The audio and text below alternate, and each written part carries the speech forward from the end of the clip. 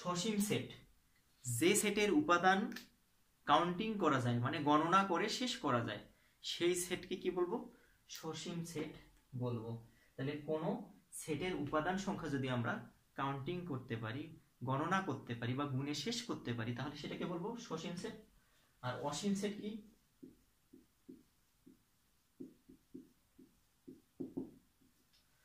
যে সেটের উপাদান গুণে শেষ করা যাবে না সেটাকে কি বলবো? অসীম সেট আমরা বলতেই পারি। তাহলে সসীম সেটের একটা উদাহরণ দেই, a ইকুয়াল আচ্ছা এক্স ওয়াই জেড দিলাম, এখানে তিনটি উপাদান এক্স ওয়াই জেড আমরা কাউন্টিং করতে পারতেছি, এটা হচ্ছে সসীম সেট। অসীম সেট কি দিবা?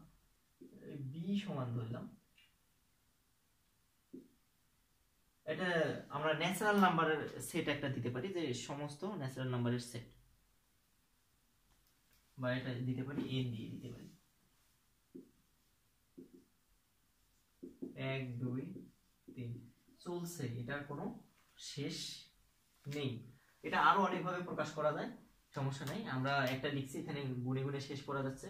কিংবা একটু আগে যে মৌলিক সংখ্যার সেটটা লিখেছিলাম সেটাও একটা সসীম সেট, কারণ আমরা ফিক্সড করে দিয়েছিলাম যে 2 থেকে 13 এর মধ্যে 2 এবং 13 সহ এদের মধ্যবর্তী যত মৌলিক সংখ্যা আছে সবগুলোই হচ্ছে ওই সেটের অন্তর্ভুক্ত।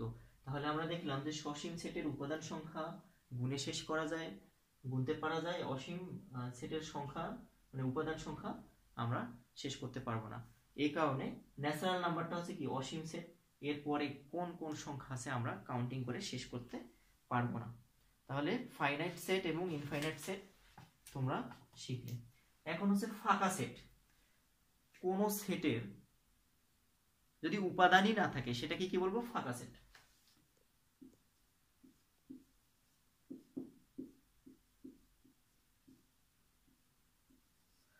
কোনো অধ্যায় পড়তে গেলে অধ্যায়ের যত কিছু গুরুত্বপূর্ণ বেসিক জিনিস আছে সেই জিনিসগুলো জেনে তারপর ক্লাসটি করতে হবে। সুতরাং আমি চাচ্ছি তোমরা সমস্ত ক্লাস বেসিক আলোচনাগুলো অবশ্যই দেখবে, তারপর অঙ্ক যেগুলো করাবো সেগুলো করবে। আমরা বাস্তব অধ্যায়ে বাস্তব সংখ্যা ওই চ্যাপ্টারটার 5টা ক্লাস আমি নিয়েছি, এরপর সেটের শুরু হয়ে গেল কন্টিনিউ। তোমরা যেহেতু 9-এর গণিত ক্লাস করতেছো, আমি সবগুলো ক্লাসই নিচ্ছি, হায়ার ম্যাথ মনে হয় অন্য স্যার আছেন, তা ক্লাসগুলো সব করবে এবং যেগুলো হোমওয়ার্ক দিচ্ছি করবে, এগুলো স্কুল খুললে যেন আমরা সেগুলো দেখতে পাই। তাহলে ফাঁকা সেট, কোন সেটের উপাদান যদি না থাকে সেটাকে আমরা কি বলবো? ফাঁকা সেট। ফাঁকা সেট প্রকাশের পদ্ধতি হচ্ছে এইরকম একটা দিয়ে কেটে দিবা, এটা একটা কি ফাঁকা সেট হইলো, কিংবা আমরা শুধু সেকেন্ড ব্র্যাকেট দিয়ে রাখবো, এর মধ্যে কোনো উপাদান নাই। ফাঁকা সেট প্রকাশের পদ্ধতি, এটাকে নাল সেট, এমটি সেট বলা হয়।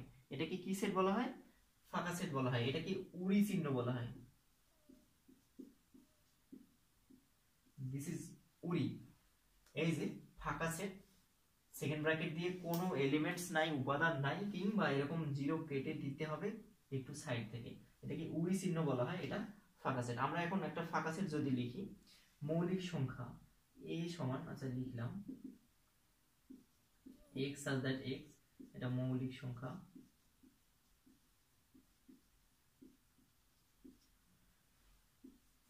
এখানে যদি আমি লিখি যে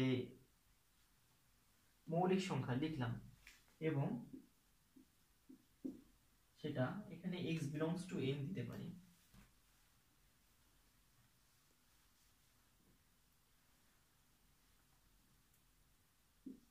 x belongs to n such that,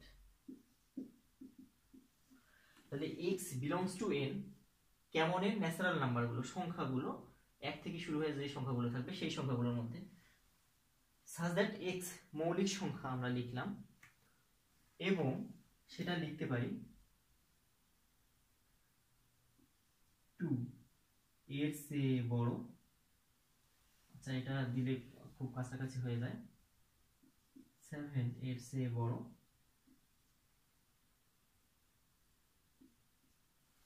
এখানে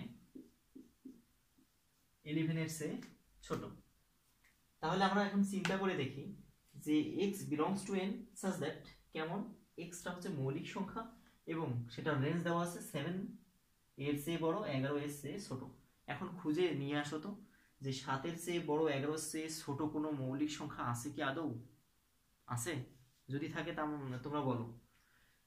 7 এবং 11-এর মধ্যে কোনো মৌলিক সংখ্যা নেই, কারণ হচ্ছে আমরা জানি 2, 3, 5, 7, 11, 13, 17, 19 এগুলো মৌলিক সংখ্যা। খেয়াল করে দেখো 7 এবং 11-এর মধ্যে আর মধ্যবর্তী কোনো মৌলিক সংখ্যা নাই। সুতরাং এইটাকে আমরা প্রকাশ করতে পারি কিভাবে? যে এ কে যখন প্রকাশ করব, হয় এই চিহ্ন দিয়ে, না হয় এই চিহ্ন দিয়ে, যে কোনো একটা চিহ্ন দিয়ে প্রকাশ করতে হবে। ওকে, তাহলে আমরা শিখতে পারলাম এখানে ফাঁকা সেট, যদি কোনো সেটের উপাদান সংখ্যা না পাওয়া যায় তাহলে সেটাকে এমটি সেট বলা হবে। ওকে, এরপর আসি ভেন চিত্র। জন ভেন নামের একজন গণিতবিদ, উনি কিছু গাণিতিক সমস্যার সমাধান করছেন চিত্রের মাধ্যমে। যেহেতু উনি আবিষ্কার করেছেন সে কারণে ওনার নামে এটাকে ভেন চিত্র বলা হয়। This is called Venn diagram. আমি যদি বলি এরকম একটা, এটা হচ্ছে বাংলা সাবজেক্ট, বাংলায় পাশ করা স্টুডেন্টের সেট। ধরলাম এটা হচ্ছে ম্যাথমেটিক্সে পাশ করা স্টুডেন্টের সেট। এইরকম একটা আয়তক্ষেত্র দিয়ে উনি বোঝাতে চেয়েছেন এখানে বাংলায় পাশ করছে, এখানে ম্যাথে পাশ করছে, আর এখানে বাংলা এবং ম্যাথ উভয় সাবজেক্টে পাশ করছে এরকম শিক্ষার্থীর সংখ্যা। এইভাবে কিছু সমস্যার সমাধান করার প্রক্রিয়া তিনি আবিষ্কার করেছেন, সে কারণে তার নামানুসারে এই প্রক্রিয়াটাকে বলা হয় ভেন চিত্র। তাহলে আমরা ভেন চিত্রও করব, তার আগে এখানে আমরা দেখে নিই যে উপসেট কাকে বলে।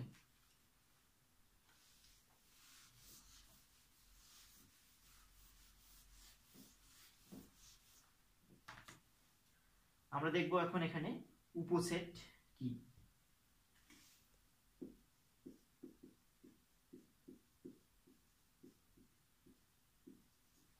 আমরা সেট বুঝলাম, এখন আমাদের জানতে হবে উপসেট। তাহলে এ যদি একটা সেট হয়, এর এলিমেন্টস যদি এ এন্ড বি হয়, এটা থেকে আমরা যদি নতুন কোনো সেট বানাতে পারি, তাহলে এটা থেকে আমরা উপসেট তৈরি করতে পারি। তাহলে এটা থেকে আমি বানাইলাম, আচ্ছা বি একটা সেট নিলাম, সেটা হচ্ছে এ। আচ্ছা এই যে বি সেটের উপাদানটা এ সেটের মধ্যে আছে কিনা? অবশ্যই বি সেটের উপাদান এ সেটের মধ্যে আছে। তাহলে আমরা এটাকে লিখতে পারি এ সাবসেট অফ, মানে বিটা কার সাবসেট? এ এর সাবসেট। বিটা কার সাবসেট? এ এর সাবসেট, এটা বলা যাচ্ছে। কারণটা হচ্ছে এই বি এর যে উপাদানটা সেটা এ থেকে প্রাপ্ত, তাহলে বি অফ সাবসেট কে এ, বিটা হচ্ছে এ এর সাবসেট। এবং এই সেট থেকে আমরা অনেকগুলো সাবসেট তৈরি করতে পারবো। সেটা কিভাবে? এ এর মানে এ সেটের সাবসেট গুলো লিখতে পারবো আমরা এভাবে। ও সাবসেট চিহ্নকে কি বলা, কিভাবে লেখা হয়? এই যে এইভাবে, এটা হচ্ছে কি সাবসেটের চিহ্ন।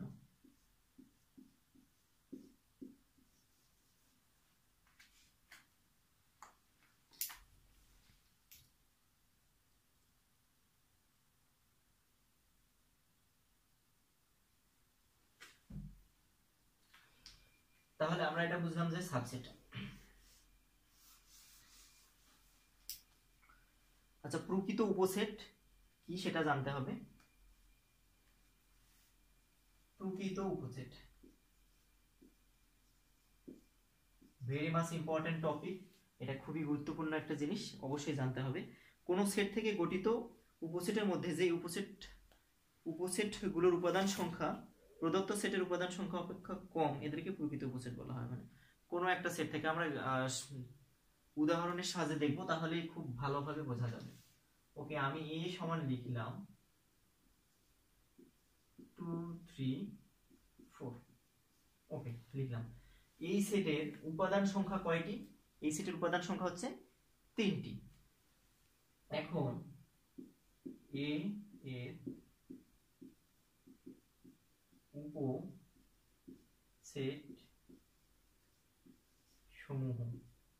উপসেট সমূহ কি কি হবে? 2, 3, 4। প্রথমে 3টা নিলাম, তারপর 2টা 2টা করে 2 3, তারপর 2 4, তারপর 3 4, তারপর হচ্ছে 2, তারপর হচ্ছে 3, তারপর হচ্ছে 4, তারপর কেউ নাই, ফাঁকা সেট। তাহলে এর উপসেট সমূহ হলো, যখন উপাদান সংখ্যা 3 থাকলো তখন উপসেট সংখ্যা কত পাইলাম? 8টি। এখানে একটা সূত্র আমরা শিখব। প্রকৃত উপসেট, আমরা এর উপসেট বের করছি, প্রকৃত উপসেট বের করি নাই এখনো। তাহলে কোন সেটের উপাদান সংখ্যা যেটা থাকে, মানে কোন সেটের উপাদান সংখ্যা n হলে সেটার উপসেট সংখ্যা হবে 2 টু দ্য পাওয়ার n। এটা আর কি 2 টু দ্য পাওয়ার n, কারণ হচ্ছে এখানে যখন উপাদান 3 তখন আমরা উপসেট সংখ্যা পাচ্ছি 2 এর পাওয়ার কিউব করলে কত হয়? 8 হয়, 8। তাহলে আমি আবার বলতেছি, কোন সেটের উপাদান সংখ্যা যদি n হয় তাহলে ওই সেটের উপসেট হবে 2 টু দ্য পাওয়ার n। কোন সেটের উপাদান সংখ্যা n হলে ওই সেটের উপসেট সংখ্যা হবে 2 টু দ্য পাওয়ার n, এবং প্রকৃত উপসেট সংখ্যা হবে, বা প্রকৃত উপসেট হবে যেটা,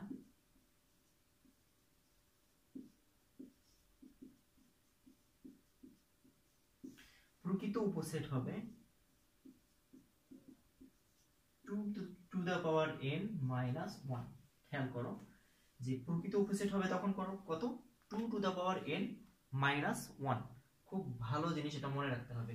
আমি আবার বলতেছি, কোন সেটের উপাদান সংখ্যা যদি n হয় তাহলে সেই সেটের উপসেট সংখ্যা হবে 2 টু দ্য পাওয়ার n, এবং প্রকৃত উপসেট সংখ্যা হবে 2 to the power n minus 1।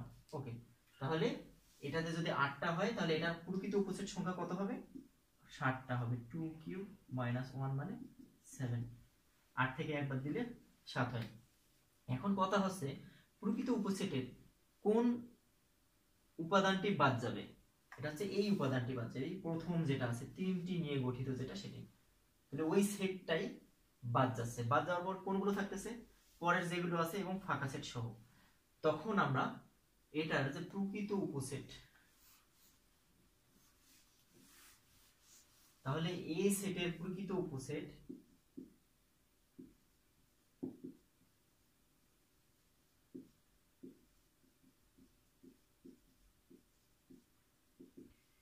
এই জিনিসটা পাচ্ছি। এই সেটের প্রকৃত উপসেট আবার কোনটা পাচ্ছি আমরা? এগুলো পেয়ে যাচ্ছি। আশা করি তোমরা বুঝতে পারছো যে কোনো একটা সেটের উপসেট কতগুলো হয় এবং প্রকৃত উপসেট কতগুলো হয়।